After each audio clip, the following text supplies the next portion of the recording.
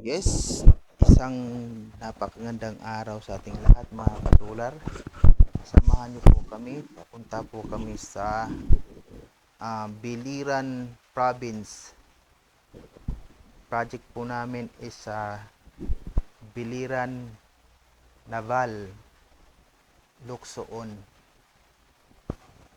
Ito po yung view ng Biliran Province, mga kasular. Bali yung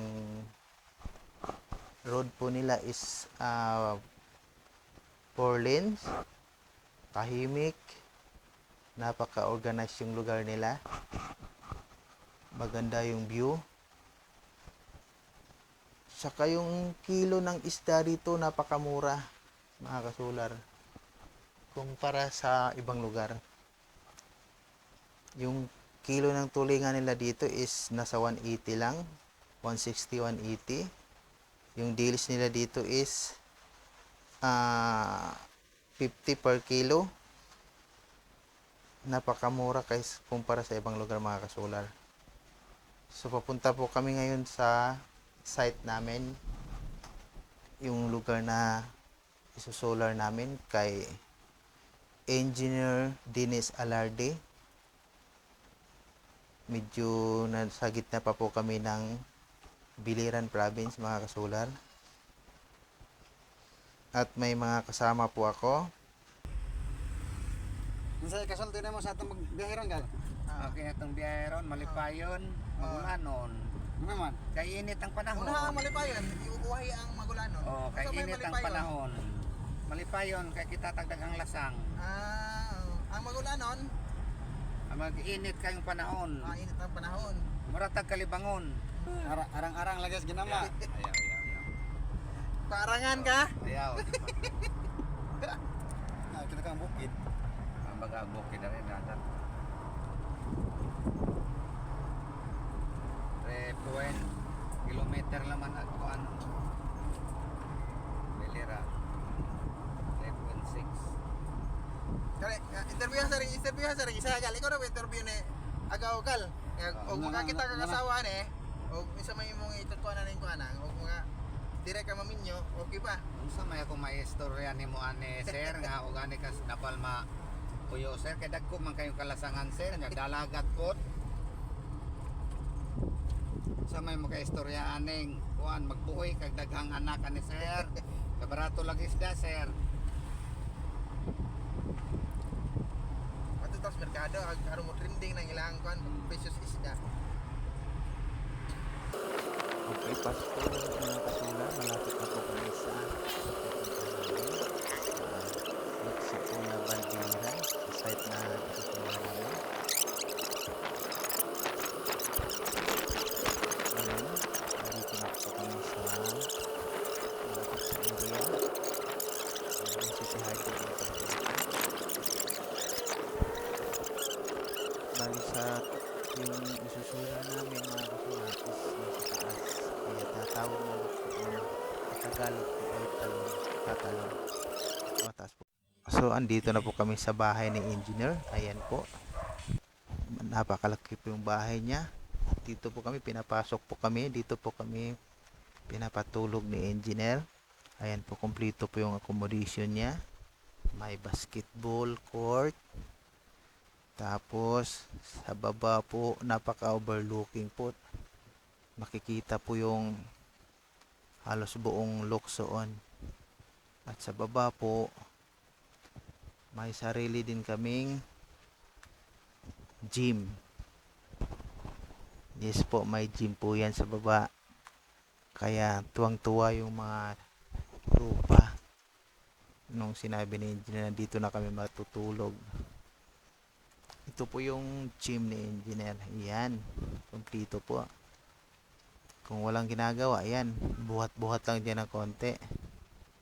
Tapos dito po sa baba may swimming pool din po. Ayan, may swimming pool.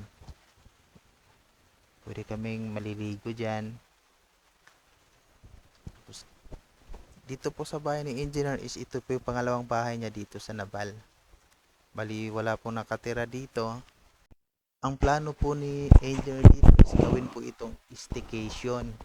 Pag may magtutor dito sa Biliran Province, mas pwede kayong magpupa dito. Pero hindi pa niya plano pa lang. Pero ah, bukas makalawa daw gagawin na daw itong staycation kasi may sariling bahay naman siya sa malapit lang dito doon sa may mga palayan.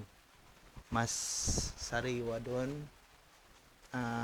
tahimik at napakaganda yung view din doon. Okay mga kasulat, dito na po kami. Nag-start na po kaming ikabit namin yung mga panel. Ayan po yung mga kasama ko. Nakapula po sila. Parang naka-valentines po sila. Ayan, bababa po kami. Bali, natapos na po namin yung pagkabit ng mga panels. Ayan po yung mga panels. Yan po, ang ganda po ng view dito. Tahimik, malayo sa mga kapitbahay. Ayun po yung kabilang bahay ni engineer, yung tinutulayan namin. Yung third floor po yun.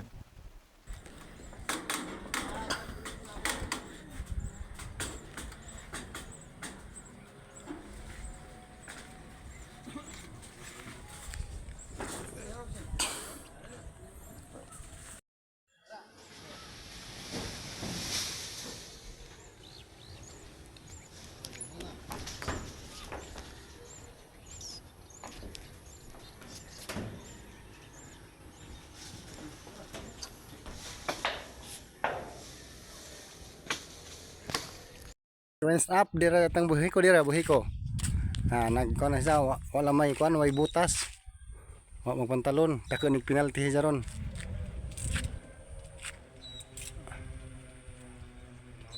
Dala na buhi ko, tang buhi ko dila kay dubok nang to lang isda kuno lang griya padto kay masiga.